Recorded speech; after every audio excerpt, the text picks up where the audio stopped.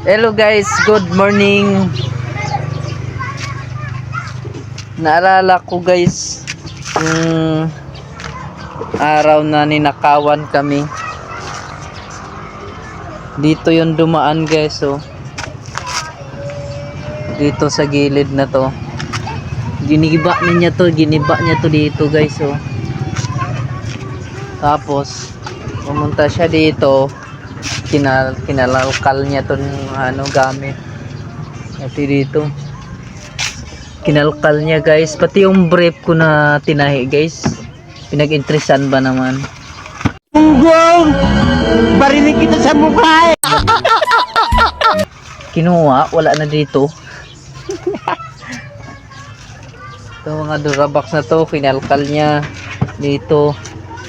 Kinalkal niya ito mga sabunan, mga bag. Tinanggal niya itong mga bag, ito. Tinanggal niya yan, kala niya may pera.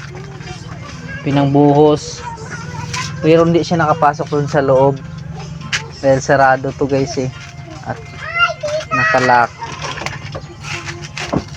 Ang pinagtataka ko guys, bakit di siya nakuha sa CCTV, na may CCTV man kami. Di siya nakikita. Tiningnan ko sa CCTV, wala man siya nakita. Yun guys, oh, CCTV namin, oh, taas, oh. Siya nakita.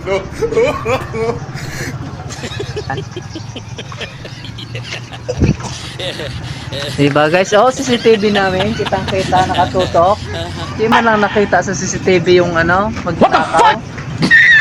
Dapat ganyan, nakasarado to.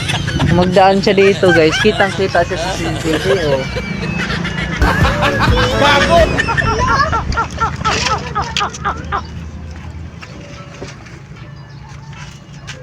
Ako guys, bakit hindi nakikita sa CCTV yung magnanakaw?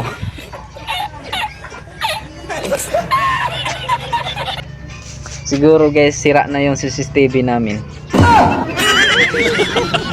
Siguro guys, sira na yung CCTV namin at hindi na gumagana. Kaya hindi nakikita yung magnanakaw nakapasok dito sa loob ng bahay namin. Bibili na lang ako ng bagong CCTV.